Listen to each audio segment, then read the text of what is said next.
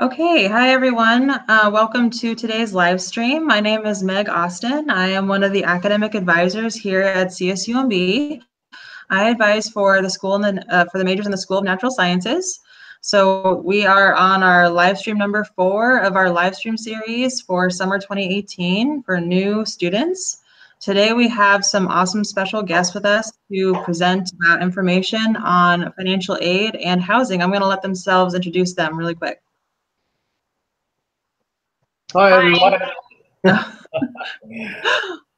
I'll let Ashley go first. Okay. Hi, my name is Ashley McCallan. I'm the lead financial aid counselor in the financial aid office. And my name's Andrew Porteous, and I'm an area coordinator for student housing and residential life. Thank you, Andrew and Ashley. So just a couple logistic things before we get started today. We're here to help answer your questions as new students. So be sure to submit your questions in the chat box on the right-hand side of your YouTube video. If you don't see a chat box there, then you will just have to create your own YouTube channel, which is actually really easy to do. You just click on the icon on the top right-hand corner of your screen. After clicking your icon, there should be a link that says Create Channel. And that is it. So if you cannot see the chat box, then go ahead and take those steps to create your own YouTube channel so you can interact with us today. So these live streams are not meant to be major specific. Today we have our special guest presenting on information about housing and financial aid. So be sure to post your questions related to those offices today. And we will have this YouTube live stream on our CSUMB video YouTube channel for you to watch later. If you can't watch all of it, or if you can't watch any of it live, then you can tune in and watch it later too. I'm gonna check to see if we have had any questions come in so far.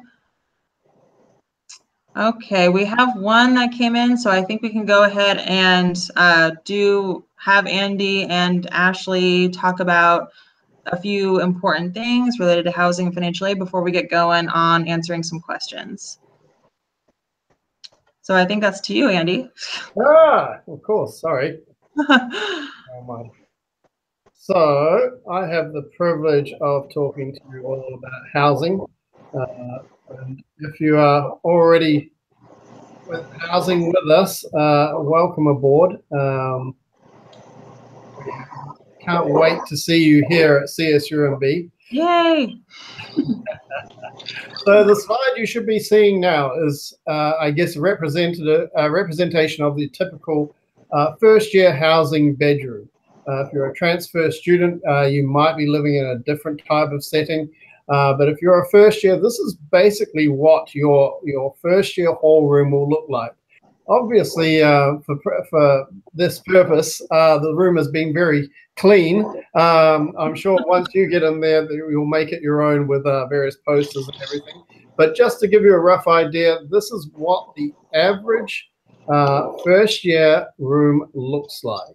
I know because that's mainly what is on people's minds. Here's a quick layout as well. So if you're going into a first-year residence hall, you could either be 2, 3, or 4 to a bedroom, depending on what you signed up for. Each suite has a bathroom. So you don't have to wander down the hall and share a bathroom with 20 other people, which is quite nice. Our Area 1 residence halls, we have Cypress, Asilomar, Willett, and Manzanita, all very similar. So there should be no hall envy. Your friends who are, I'm sure you're going to make a ton of, will all be living in a similar location and similar style to you. Some of the things, obviously, it comes with some furniture, wardrobe, a bed. Obviously, you need something to sleep on. There's some furniture as well, some drawers, desks. Some of the good things that we have that you might not be aware of is it comes with free cable TV, including HBO Go and Philo. So if you're a Game of Thrones fan like myself, you can watch that for free. Also, obviously, wireless internet. You do not have to pay for internet. And you also don't have to pay for laundry, which is very different to a lot of the universities out there. All the buildings are very secure and have ID card access, which basically means once you have your ID card, you can get access into your building. Now, paying for housing, this often comes up. You know, you can use your financial aid, and if it doesn't cover it all, please talk to us. We have housing installment payment plans, especially for those transfer students out there. Meal plans and dining options. I'm just going to go over this very quickly. We have various options available for you and various options of where to eat as well. We have takeaway food, we have buffet style food, and we have restaurant style food. We have actually got a new caterer on board, so our meal plans haven't been fully set yet for the year, but just keep an eye on the website address and they will be up shortly. Quick tips on what to bring and what not to bring. You know, if you are sharing a room with another person, another 3 people, another 2 people, please communicate before you get here. There's no point in 4 people turning up with a microwave oven each. Just one of you bring that and maybe communicate beforehand who brings what. Obviously, there are some items to leave at home as well. You know, fireworks, for example. Don't bring your fireworks, please. You wouldn't have that anyway.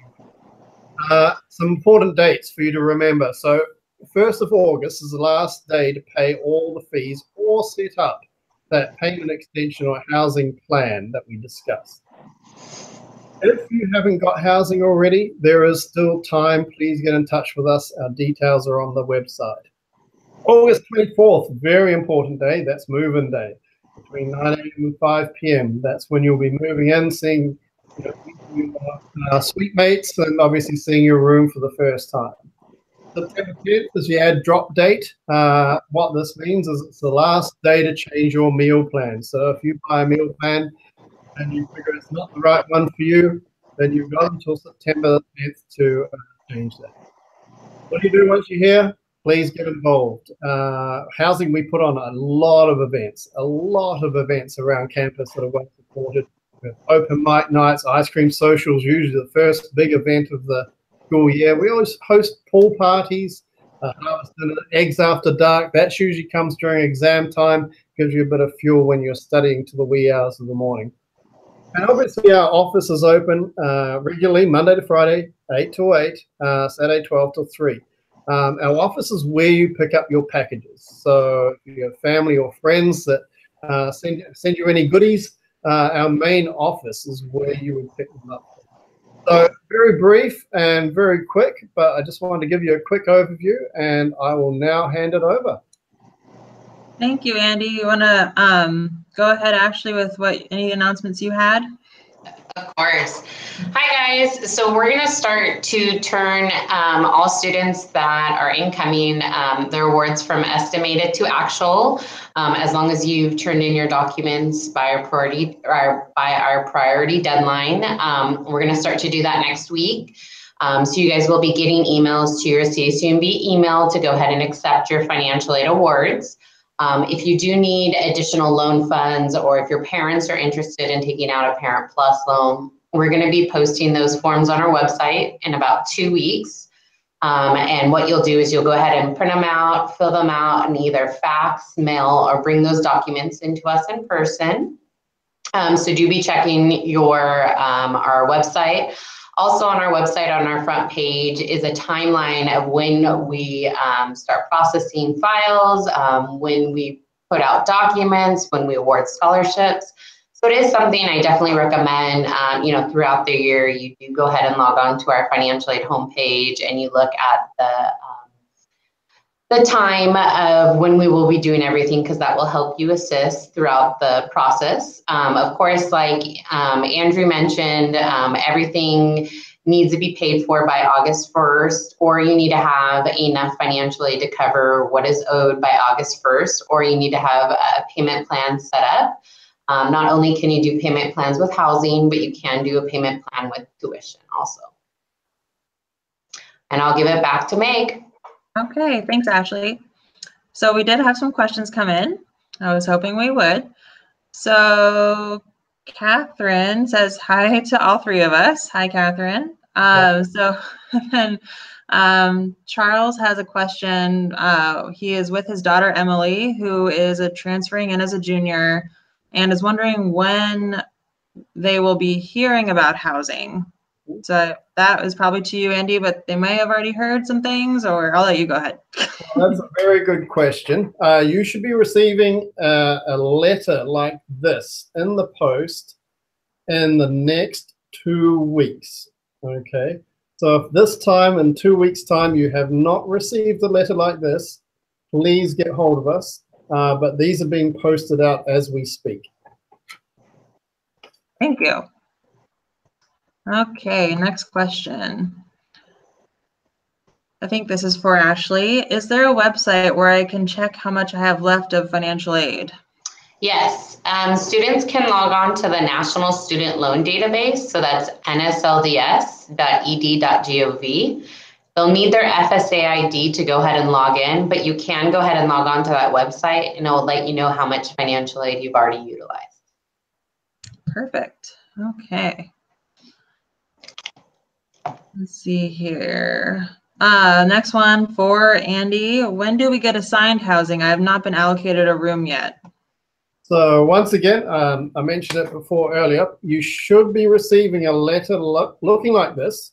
It will be in the post in the next 2 weeks. If you haven't received anything that looks like this in the next 2 weeks, please get hold of us. This will have your housing assignment, your confirmation, everything. All the information you will hopefully need will be in that letter. So just bear with us. The letters are going out as we speak. You should have, everyone should have theirs within the next 2 weeks. Great, thank you. Okay. Catherine, I think this is for Ashley again. So we should be getting an email telling us when we can accept or deny our financial aid. That is correct. You're going to get an email to your CSUMB email. So make sure you guys are checking that to go ahead and actually accept your financial aid awards. Yes, speaking of email, so that is the official campus communication is through your CSUMB email account. I know Andy referenced the letter of your housing. Some things you'll get official notifications on via snail mail or regular mail, but we most communications that happen across all offices and departments at CSUMB happens through your CSUMB email. So be sure you're reading those. You're getting emails from your advisors as well about selecting classes. So make sure you're checking your email regularly and not just ignoring your emails. I should add, this is about the one time that we do post things out to people. Once you receive this letter, it's once again, it is email. Right. Okay. Carrie is wondering, who is my financial aid counselor? So on our financial aid homepage, we do have a contact section, and you do have a financial aid counselor based off of your last name.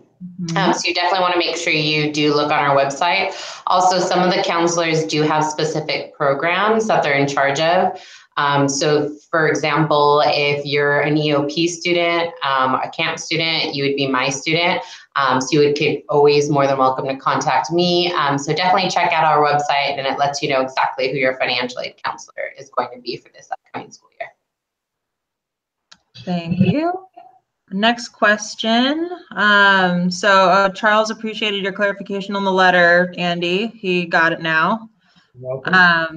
So next one from Marina. If my family wanted to visit, would they be able to stay in the dorms if I lived in Promontory, for example? Yes, but obviously you'd want to check with your roommates first. You know, we all like surprises from time to time, but some surprises are not as good as others.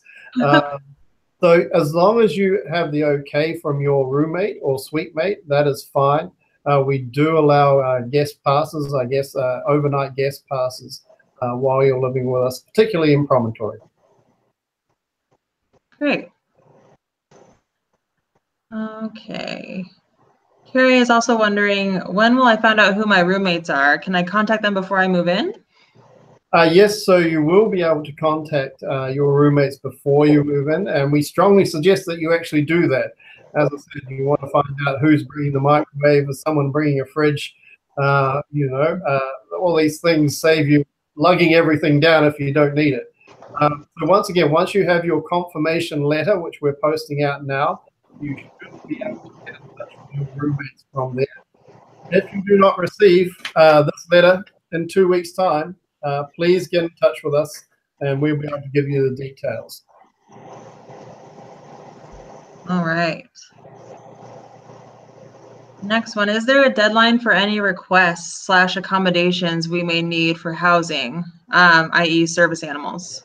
Yeah, sure. Sooner the better, please, especially when it comes to service animals and emotional support animals. Those requests have to go through Student Disabilities Resources.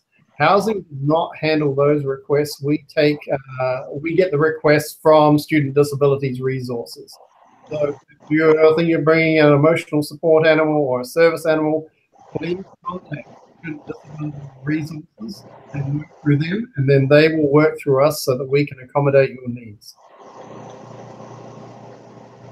I just wanted to repeat that too, because it kind of cut a little bit in and out there, Andy. That to you, Maddie, you're gonna be if you do need accommodations like service animals, then please be sure to reach out Student Disability Resources, because you'll mainly work with them in terms of those accommodations.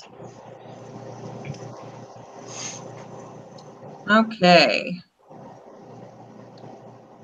Let's see here. Do any of the residents have kitchens / mini kitchens? If yes, are there any kitchen utensils provided, or do we need to bring those ourselves?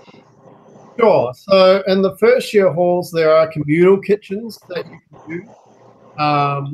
Depending on where you're living, North Quad, Promontory, East Campus, you may have use of your sort of a private kitchen, I guess. They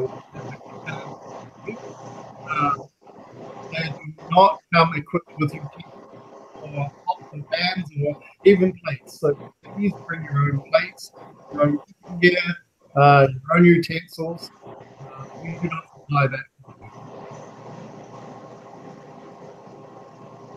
Okay, again, I think I picked up what you were saying, Andy, just to make sure it didn't cut out on them. But yeah, you need to bring your own utensils. And there are mini kitchens in some of the housings and kitchens in some of the housings, but you will, yes, need to bring your own utensils. Okay. How does housing put roommates together? Well, what we recommend is students reach out to each other. You can actually choose your roommates. When you apply for housing on your housing portal, you will be able to fill out all sorts of questions, such as, are you an early riser or are you a night owl? Other students who are applying for housing with similar answers to yourself, and you can arrange to live with those students. If you do not choose anyone, or if you do not find someone, we will assign someone with you, and we will try to match you as best as we can based on the answers to those profile questions. It's a bit like online dating, but university style. All right. There might be a fan or something, or a window open, maybe, Andy, on your side. I'm hearing you at some parts, but some parts the sound is a little bit off. There's nothing on my end. There's no window open or fans. It's very quiet where I am. I'm not sure what's going on. I'm sorry. That's okay. Yeah, I can hear you most of the time. But yeah. So the next question here is for Ashley. Can I still apply for scholarships? When would I find out if I got one? So the scholarship application is always open October 1st and normally is due February 15th, 16th, depending on what the second week Friday is of February. So unfortunately, you wouldn't be able to apply this year. However, October is right around the corner and we're going to open it back up again. So you will be able to apply for the following year. And we will be notifying students about the scholarship towards the end of June. Great. All right. Another one for you, Andy. If you don't choose your roommates, will you get roommates assigned to you randomly, or do we still have time to choose? You still have time to choose. If you do not choose someone, we will assign you roommates. We will make our selections based off the profile questions that you filled out. So, for example, I think there's a question about whether you are a night owl or an early riser. So we will try our best not to put someone who likes to, I don't know, go to bed at 2 a.m. and wake up at 10 a.m. We will do our best not to put that person together with someone who likes to get up at 6 and go to bed at 9. But there is still time to choose a roommate. Great.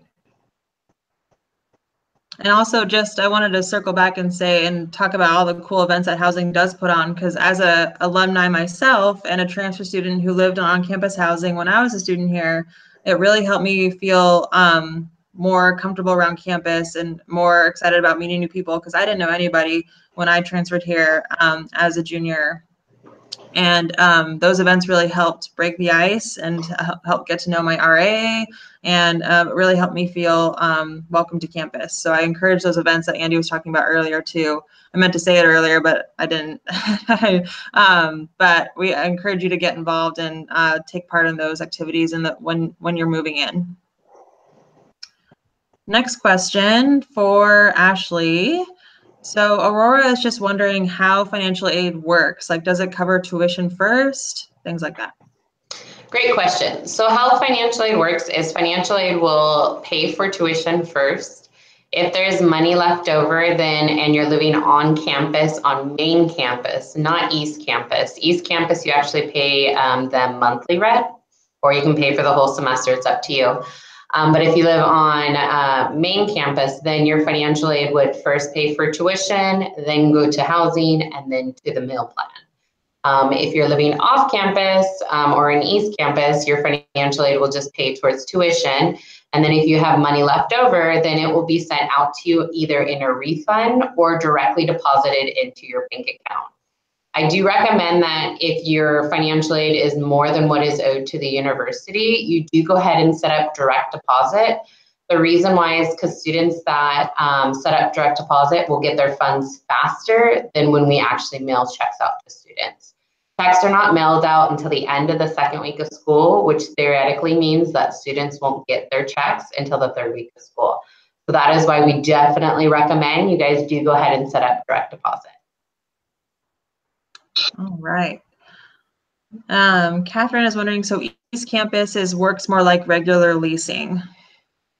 Yes, it does. East Campus is sort of managed by an outside property management company. Their name is Alliance. So they take rent monthly. It's almost like living in I guess an apartment or anywhere off campus. But they will also take semesterly payments as well. Great. What happens if I don't pay my tuition or set up a payment plan by August 1st? If you don't do that, then what will happen is you will get disenrolled from your classes. And then once you set up a payment plan or pay for your tuition all out of pocket, then you can re-enroll in classes. All right. Maddie is asking, I know some housing options have a mandatory meal plan. Which ones do not? So generally speaking, the ones that do not are Promontory and East Campus. Because you have your own kitchen. So the theory is that you can cook for yourself. If you don't have your own kitchen, basically we want to make sure that you're eating properly. If we want to make sure that you're fed. Hence, some of especially our first year areas, such as we mentioned a few earlier, like Willett and Manzanita, a meal plan is mandatory. If you live on East Campus, for example, you're a transfer student, you're moving to East Campus, a meal plan is optional. We do have commuter plans as well for students that live off campus, and you can even have a commuter plan even if you're on East Campus. Sometimes it's handy if you're on campus from, good Lord, a stretch of 6 or 7 hours and you want something to eat. It actually works out being better value than paying by cash. But these are options that you need to explore yourself and try and make the best decision possible. Remember, you have until September to alter your meal plan as well. So if you make a decision and within a week you've decided that maybe I made the wrong decision, we can change that for you. Great. Jesus is wondering, can I still apply for work study? So how work study works at our university is we do have a federal work study waiting list. You do have to have an expected family contribution below $3,000. And what you can do is you can email our general financial aid email and let us know that you're interested in being on the federal work study waiting list, and we can go ahead and put you on there. All right. Aurora says, thank you for the information and was wondering how to set up direct deposit. So direct deposit is actually set up through your Oasis account. So when you guys log on to your student center, which is where once you guys register for classes and if you're living on campus, you'll see your housing charge and your tuition charge. So right there in that area next to what is due to the university to the left, you'll see accept financial aid. And another option is to enroll in direct deposit. You do need your bank account number and your routing number. And what I always tell students is once you enter in that information, go ahead and save it, log completely out of Oasis, and then log back in and just double check to make sure everything is set up correctly. Okay. So we have another student kind of circling back to the question about differences between East Campus and Main Campus. They were just wondering about if you can apply to the Main Campus and the East Campus at the same time, or is it just one application for housing? I mean, it's one application for housing. I mean, to live on East Campus, you need to be 21 and older. That's the main requirement for East Campus that a lot of people don't realize it. I mean, it is on the website, but you need to be age 21 or older to live on East Campus. My suggestion is if you apply for Main Campus and you get a Main Campus, I guess, housing assignment, but East Campus is more for you, then get in touch with us immediately so we can try and figure something out for you. But East Campus, I guess the best way to describe East Campus is it's a series of 2-bedroom apartments where 3 students live in there. And you've got your own lounge, your own kitchen, a garage, a little outside area, either a backyard or a balcony. We have a lot of families that live on East Campus. We have a lot of graduate students that live on East Campus. But if you're under the age of 21, then East Campus will not be an option for you. You must live on Main Campus. Okay, thank you. And then we just have one more question, and it's for housing. If my husband is the one paying, which one of us should be the primary leaseholder for in regards to East Campus? The primary leaseholder is always the student. Well, it depends. I mean, if you're both CSUMB students, it can be either one. If you are the CSUMB student and your husband is not, then the CSUMB student is the one that is the primary leaseholder. Got it. Okay. Oh, one more came in. Is there parking available for those living on campus in Promontory? Yes, there is. There's plenty of parking actually down in Promontory. We also have parking around campus as well. Parking Services manages all our parking options. You can go to their website. If you type in Parking Services into the search bar on the CSUMB website, that will direct you to all the parking plans that they have. And from there, make the best decision that suits you. Great. Okay. I think we're out of questions now. I'll just start by wrap up while we wait for any last minute questions to come in. Thank you both so much for being so informative today and helping to answer these questions that these new students have. You both did an awesome job in providing this good information for our new students. So a couple of announcements from me. We have some more live streams next week with some more of our academic advisors. So please come ready with your questions to those. And we also will be having open labs next week too. We offer those for students who want to have a little bit more help with getting familiar with tools for registration, for any other questions related to that, or advising or picking classes, getting comfortable with the campus. You can stop by our open labs and you can meet your academic advisor in person. Those open labs are not mandatory for anyone who's out of town. We're just there to mostly for students who live locally. We also will be having call-in hours as well. So if you're not local, you can call us. We'll be having call-in hours next week as well. And you can give us a call and ask your questions that way too. You can look on our advising webpage, csumb.edu/advising for all those dates and times and locations for our call-in hours and open labs. And your shopping carts are open today. So as of today, you can start loading your shopping cart with what classes you might want to take your first semester. You'll be getting emails from your advisors. If you haven't already, you'll be getting them soon with more specific advice on selecting your first semester's classes. Those are both for freshmen and for transfers. And then registrations for those who are coming to orientation. Those freshmen come into orientation. You'll be registering on June 20th.